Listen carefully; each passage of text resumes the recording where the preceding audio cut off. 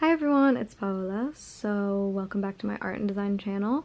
I am going to be organizing today, and then I think over like maybe tomorrow and the next day, I'm not sure yet, I'm gonna be doing some work stuff and like a kind of new project, just trying some stuff out, trying out linocut printing.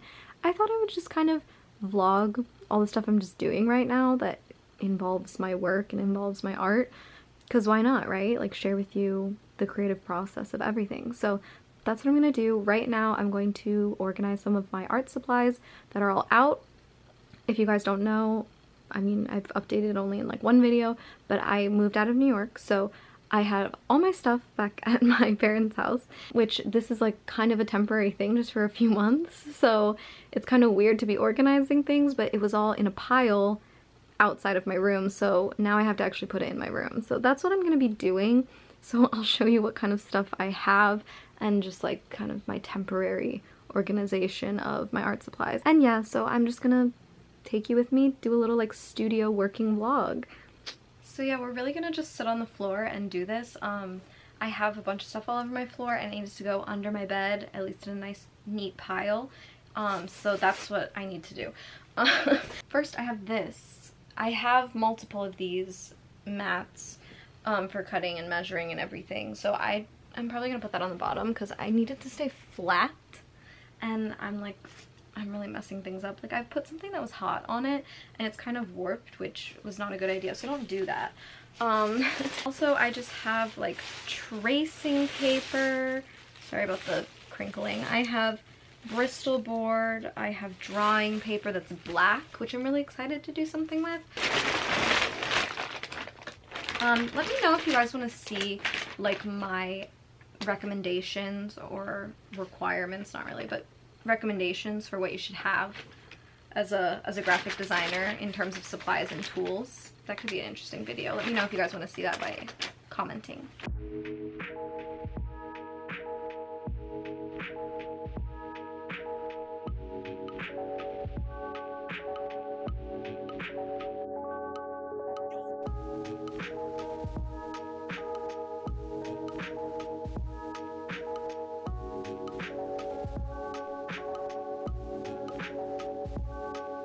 I'm reading this book right now called The Artist's Way, and I'm working through it week by week, like a book club with my sister, and it's really helping me with my creativity.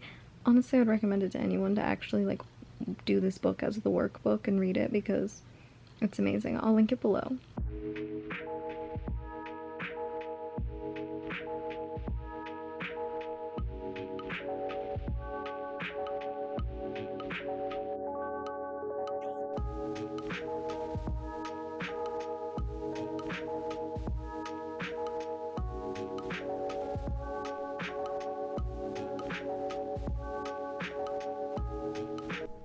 Okay, so this is where I got into my linocut project. I have only done linocut once before.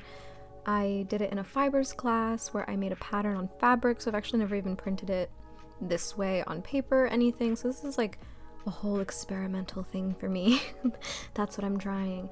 So sit back and maybe get a project out that you want to do, or if you just want to watch me do a project. Okay, my head is kind of in the way for part of this. I'm sorry. I was just kind of working. I set up the camera. I was just working, figuring out what I wanted to do and doing it.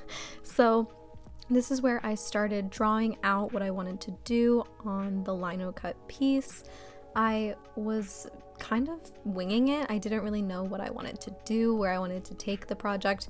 Again, this is all experimental. But yeah, this is where I started drawing everything out, and I just decided randomly to do some sort of type project.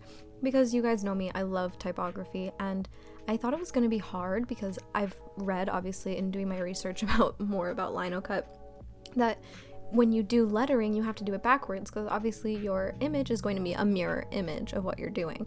So what I did was the type backwards, but it was actually surprisingly easy. Like, I think I definitely will be taking all my projects this route. When I do this, I do want to try some like drawings and stuff, maybe some flowers. Try something new every time, but this was really fun to do and not that hard. So I just went over with pen and then pencil and then pen, and then it was like already great. It was ready to start carving and I was excited. So I have carving tools and everything. I have all my supplies. So I'm still figuring out like what's the best way to carve and all of that, but this is where I started carving and it took me a while, I'll be honest, and it does hurt my hand.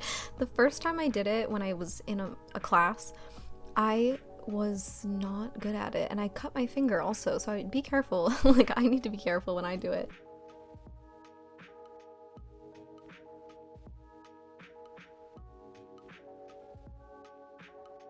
So the process of carving is a little bit difficult because, you know, especially if you're going smaller and smaller, like I think maybe I should have started bigger, but at the same time that's more surface to cover. So it's kind of like small and detailed or big and a lot to do, which already takes a while. So I think this was an okay size and I didn't mess up too bad. There was just a little bit that I had to like tweak when I was carving, but overall the carving process just takes a while because, you know, you're carving everything down, and I ended up cutting things with the X-Acto knife also, so it helped just to carve everything down that way and it made it a little bit quicker.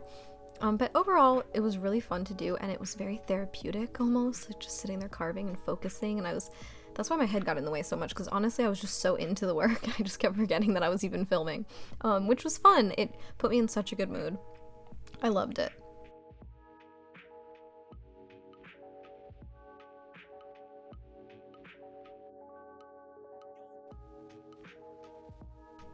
So this is where I started putting the ink in, and again, I'm just a beginner at this, so this is not really something that I know yet. Maybe I want to get like a bigger roller thing, like to roll out instead of just a paper plate. And, you know, I don't know how much ink to be using. Like, I think I was using too little and then it looked like it was too much. It was like globbing up. I really need to work with this.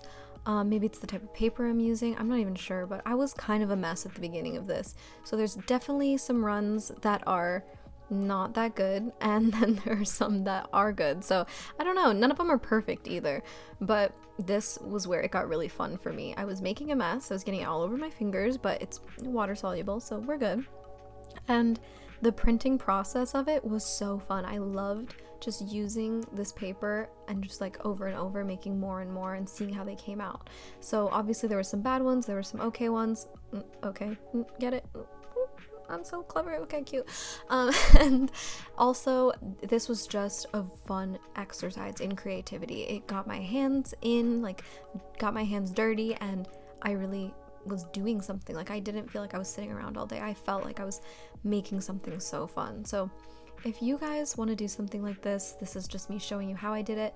I would totally recommend to watch some, you know, YouTube tutorials or something. I actually didn't. Maybe I'll find one for you and link it below. But yeah, it's just a fun project, and it's really not that expensive to start. Just buying the lino, they're so cheap. And yes, I will link all the stuff that I used below, so that will hopefully help you out if you want to start. But this was such a fun thing to do, and I really enjoyed it.